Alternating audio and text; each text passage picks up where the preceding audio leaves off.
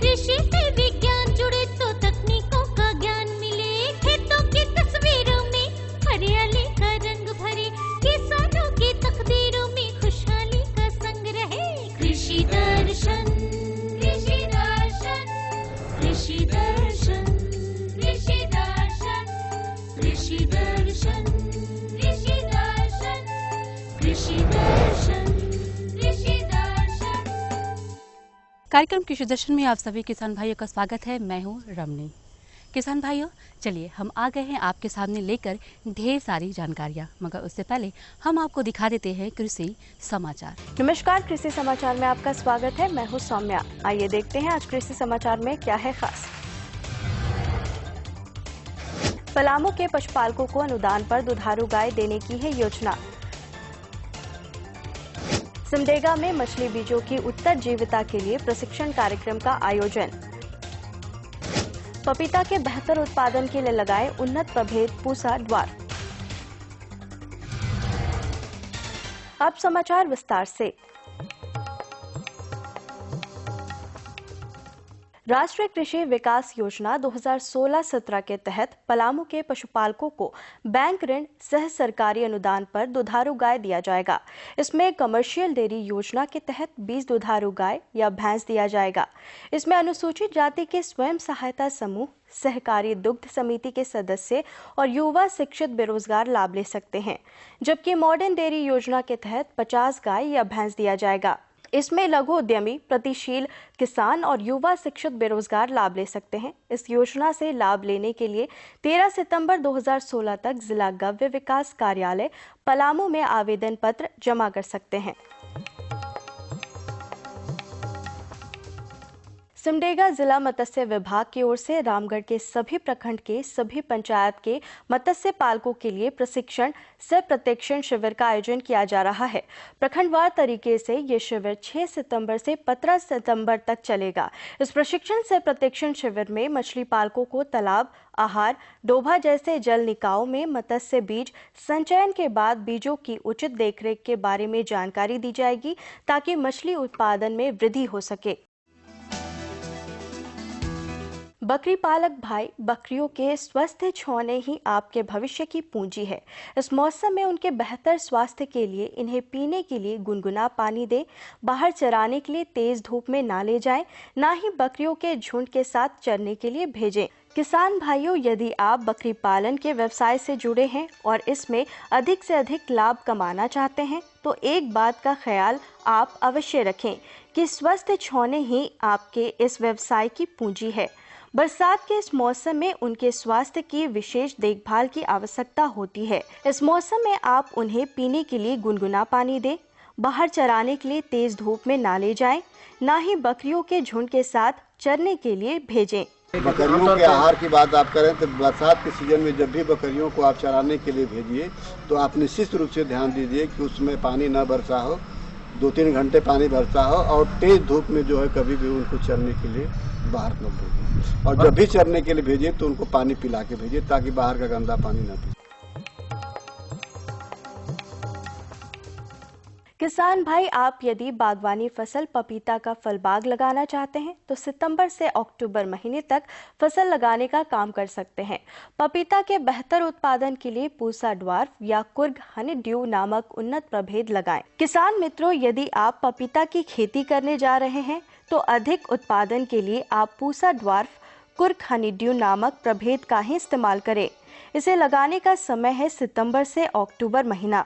लगाते समय कुछ विशेष बातों का ध्यान अवश्य रखें, जैसे पौधे से पौधे एवं कतार से कतार की दूरी 1.8 मीटर अवश्य रखें। इसके लिए इसके गड्ढे की लंबाई, चौड़ाई और गहराई लगभग 60 सेंटीमीटर अवश्य रखें। इसकी उपज क्षमता 30 से 150 फल प्रति पौधा है। जो किसान टार जमीन में विभिन्न फसलों की खेती कर रहे हैं, वे अपने खेतों में निकौनी का काम करने के लिए पेग हो नामक कृषि उपकरण का इस्तेमाल कर सकते हैं। इसकी कार्य क्षमता 18 से 20 डेसिमल प्रतिदिन है। आज हम जानेंगे बैगन फसल में रासायनिक दवा के बिना कीट नियंत्रण कैसे करें। किसान भाई, हम सभी जानते हैं कि पक्षियों की कई प्रजातियां बड़े चाव के साथ कीटों को खाती हैं और ये कीट उन्हें आसानी से फसल लगे खेतों में मिल जाते हैं। इस बात को ध्यान में रखते हुए बैगन फसल वाले खेत में पक्षियों के बैठने के लिए आश्रय स्थल बनाएं। और अब एक नजर राज्य के 5 प्रमुख शहरों के मौसम के मिजाज पर। आज राज्य के 5 प्रमुख नगरों के अधिकतम और न्यूनतम तापमान कुछ इस प्रकार दर्ज किए गए। रांची का अधिकतम तापमान 24 डिग्री सेल्सियस और न्यूनतम 22 डिग्री सेल्सियस। जमशेदपुर का अधिकतम तापमान 28 डिग्री सेल्सियस और न्यूनतम 24 डिग्री सेल्सियस। मेदिनीनगर का अधिकतम तापमान 26 डिग्री सेल्सियस और न्यूनतम 28 डिग्री सेल्सियस। देवघर का अधिकतम तापमान 28 डिग्री सेल्सियस और न्यूनतम 24 डिग्री सेल्सियस। धनबाद का अधिकतम तापमान 27 डिग्री सेल्सियस और न्यूनतम 24 डिग्री सेल्सियस दर्ज किया गया।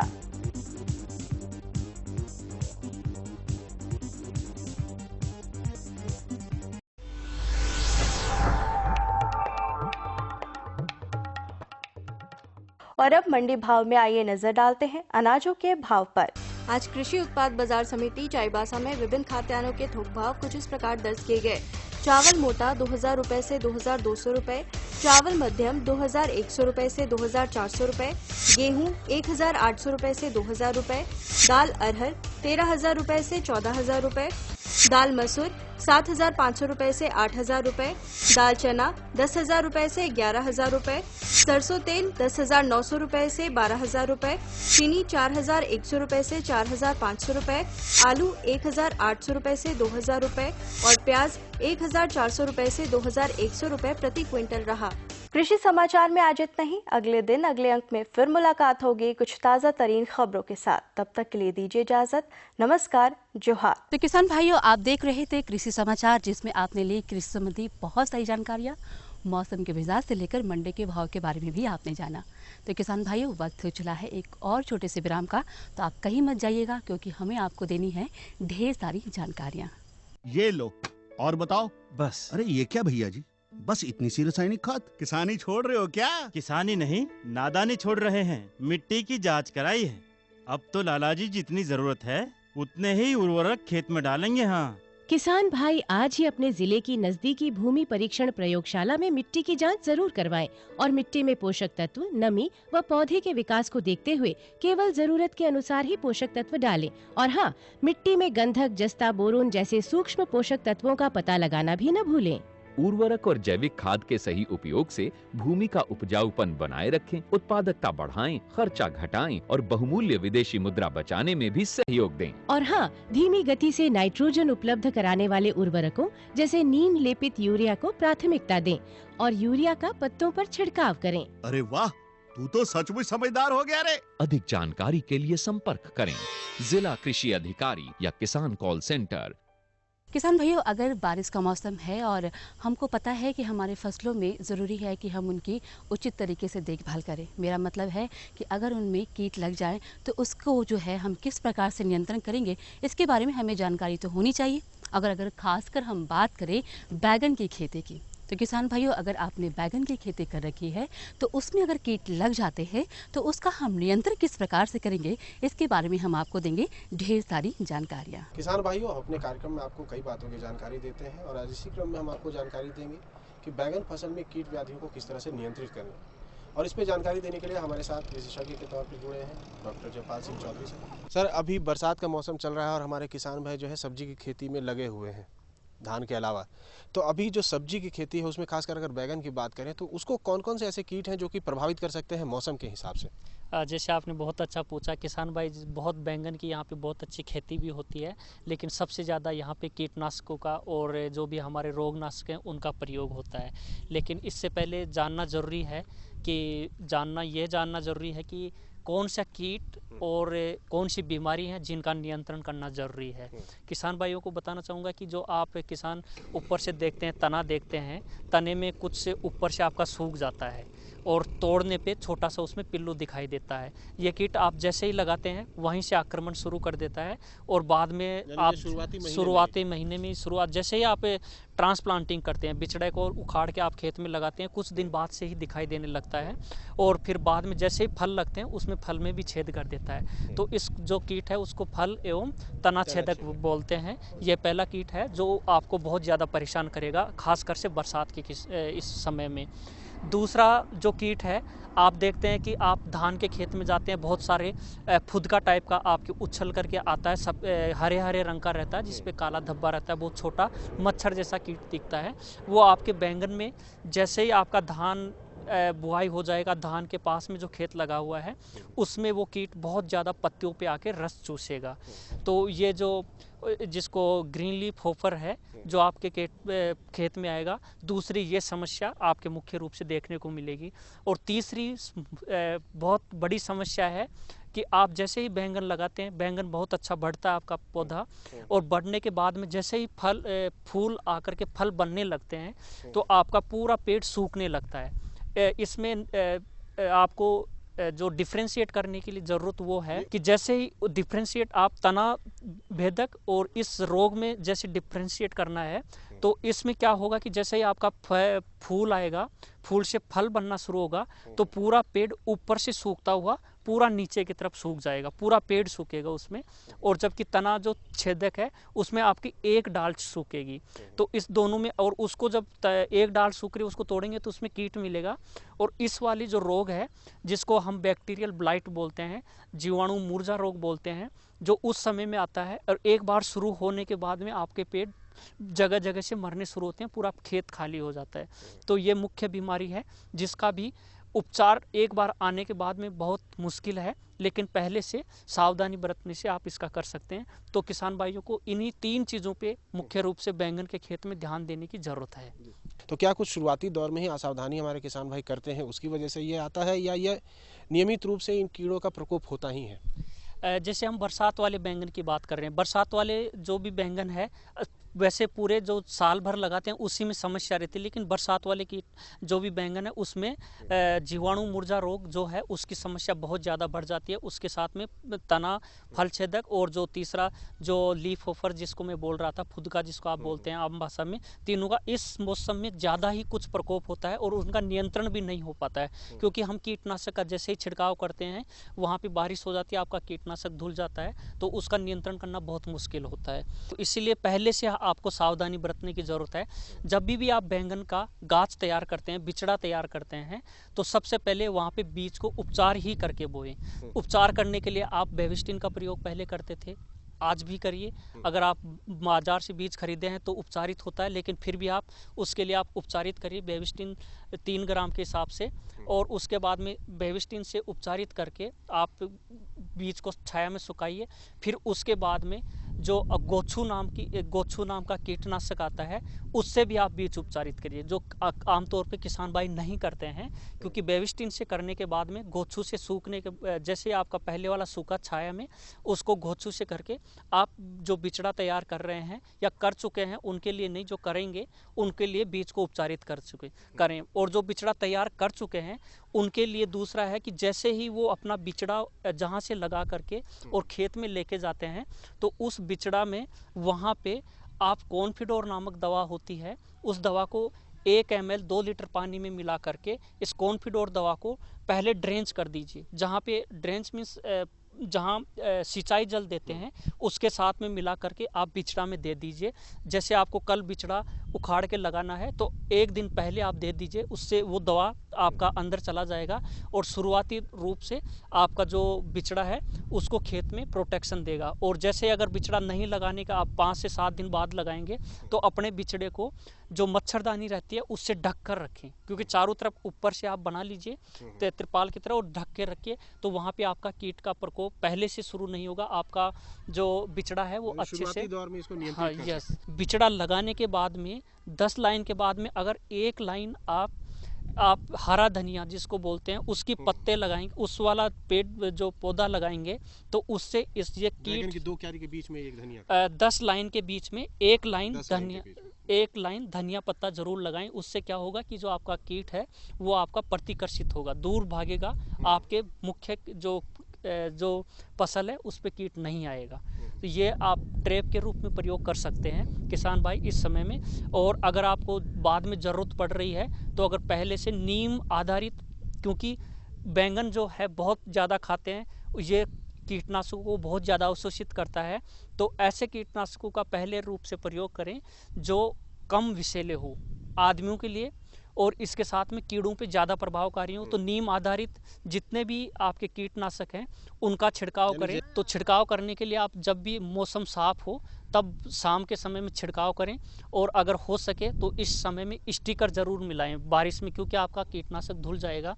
अगर कीट नियंत्रित नहीं हो रहा है तो उसके लिए जो आपका फैम नामक दवा है, फ्लोवेंडामाइड फैम के नाम से मिलता है, 1 ml दवा 2 से 3 लीटर पानी में मिला करके, कोहराजिन 1 ml दवा 4 लीटर पानी में मिला करके, या इसके साथ में आप और कोई जो दवा जैसे ट्राइजोफोस है, साइपरमेथ्रिन है, इन दवाओं को भी आप छिड़काव कर सकते हैं। ये दवाएं डॉक्टर साहब जब हमारे फसलों पे कीड़े का प्रकोप अगर हो जाता है उसके बाद जो है ये सारे उपाय करना चाहिए। और अगर रोग आ गया है तो पहले जो जिस जीवाणु मुर्जा रोग का आपको दिख रहा है, शुरुआती लक्षण दिख रहे हैं, तो इसके लिए रोकथाम के लिए आप, क्योंकि छिड़काव नहीं करना है, पानी को मिला करके पेड़ के तनों के पास में आप जो दवा, एक ब्लूकोपर है, ब्लूकोपर आप 2 ग्राम 1 लीटर पानी में, इसके साथ में कुछ बैक्टीरियासाइड्स हैं जो बैक्टीरिया को मारते हैं, उनका आप 5 ग्राम का जो पाउच आता है उसको 30 लीटर पानी में मिला करके उसको ड्रेंच करिए जगह जगह पे, तो उससे आपके मरने की जो फ्रीक्वेंसी वो कम होगी। हालांकि रोग का जो नियंत्रण है बाद में बहुत मुश्किल हो जाता है उसको नियंत्रित करना। सर, आप हमारे कार्यक्रम में आए, हमारे किसान भाइयों को बैगन फसल में कीट व्याधियों के नियंत्रण के बारे में काफ़ी विस्तार से बताया, अच्छी जानकारी दी, इसके लिए आपका बहुत बहुत धन्यवाद। नमस्कार किसान भाई। किसान भाइयों, कैसी लगी जानकारी? महत्वपूर्ण थी ना? जानकारियाँ तो अभी और भी हैं जो हमें आपको देनी है, मगर उससे पहले हम लेंगे एक और छोटा सा विराम।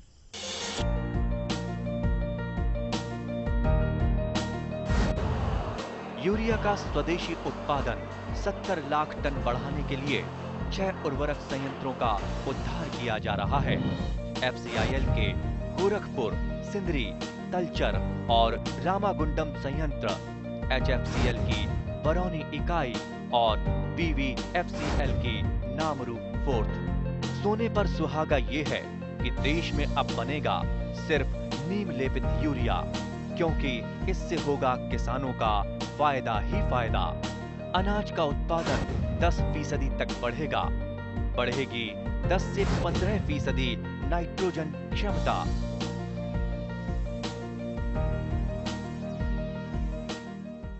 किसान भाइयों, क्या आपको पता है कि जीरो टिलेज तकनीक एक ऐसी तकनीक है जिसके द्वारा हम अपने रबी फसलों की जो है वो खेत की तैयारी कर सकते हैं, साथ ही साथ कृषि कार्य भी कर सकते हैं। तो चलिए आज के इस अंक में इसी से जुड़ी हम आपको देंगे ढेर सारी जानकारियाँ।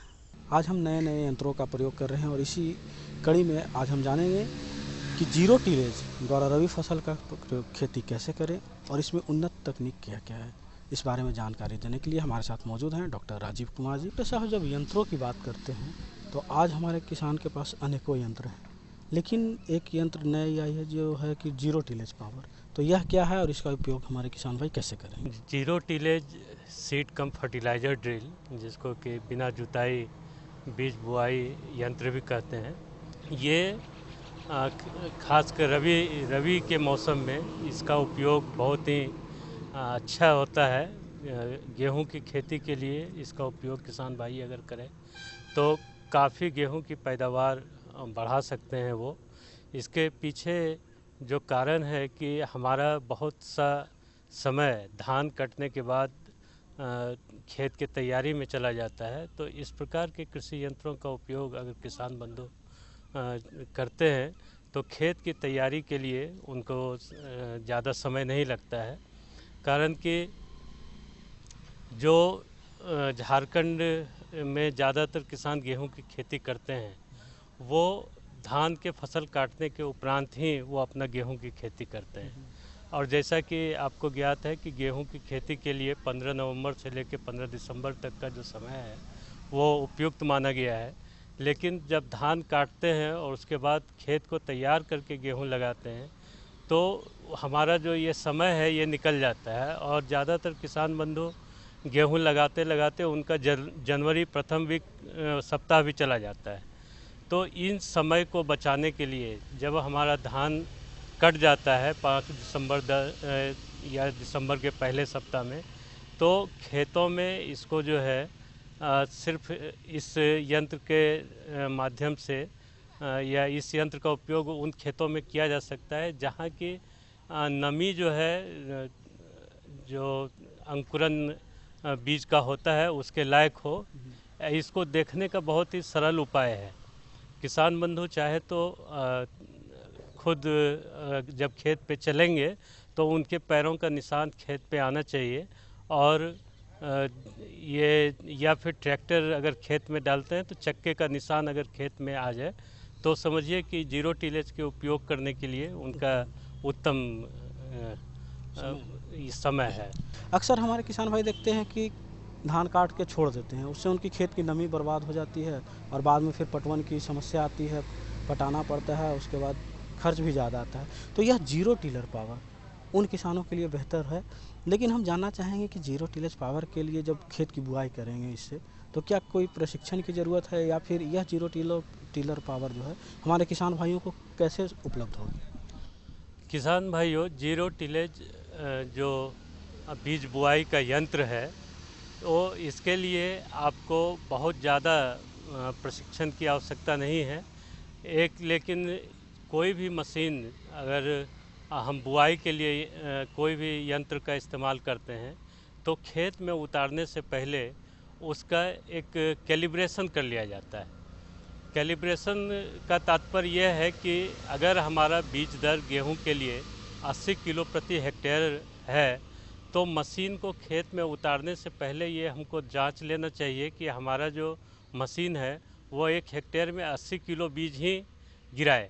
ऐसा ना हो कि 80 किलो बीज वो 1 एकड़ में ही गिरा दे, या फिर पूरा खेत की जुताई करने के बाद पता चला कि 40 किलो बीज ही 1 हेक्टेयर में मशीन डाल पा रहा है। तो इसके लिए कैलिब्रेशन ज़रूरी है और ये बहुत ही सरल है। इसके लिए थोड़े प्रशिक्षण लेने की आवश्यकता है।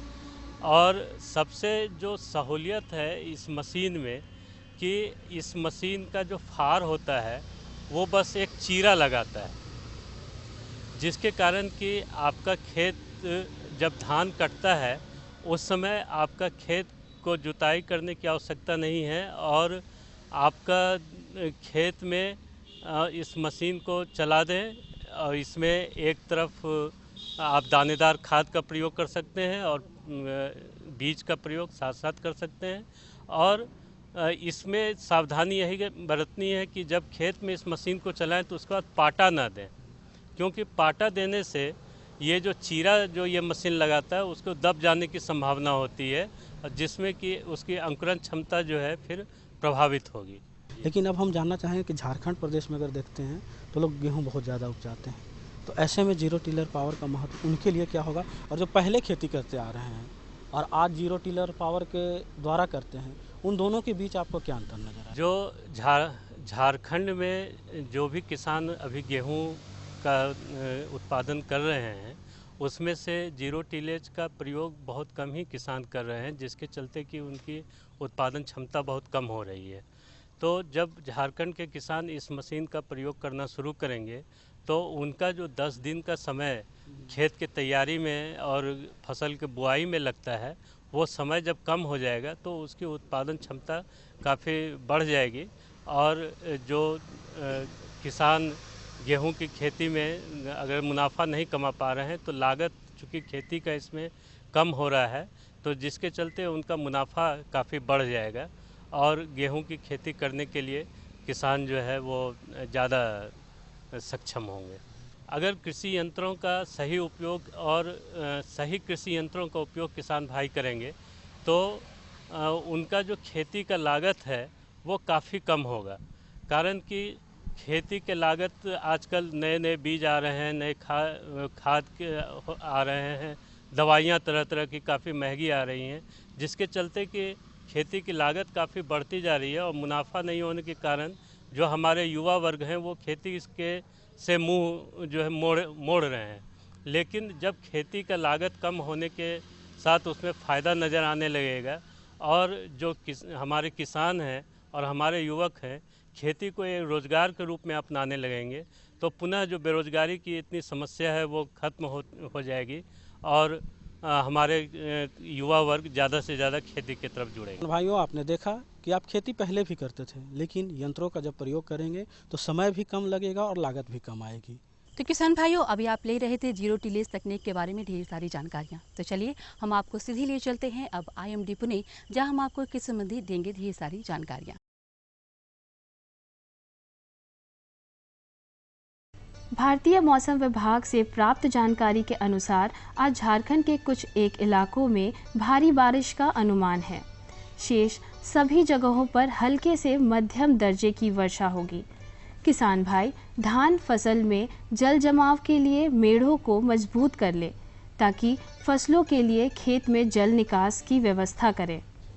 साथ ही खाद और कीटनाशी दवाई का छिड़काव ना करें। किसान भाइयों, लीजिए हम आ गए IMD पुणे से वापस। तो चलिए हम आशा करते हैं कि आज के इस अंक में हमने आपको जो भी जानकारी दी है उससे आप ज़रूर लाभ उठाएंगे। तो किसान भाइयों, जाते जाते आप हमारा पता नोट कर लीजिए। हमारा पता है कार्यक्रम कृषि दर्शन, कृषि प्रकोष्ठ द्वारा केंद्र निदेशक, दूरदर्शन केंद्र, रातू रोड, रांची। वही संख्या है 834001। तो किसान भाइयों, हमें आपके खतों का रहेगा बेसब्री से इंतज़ार। तो हमें और हमारी पूरी टीम को दीजिए इजाज़त। नमस्कार, जोहार।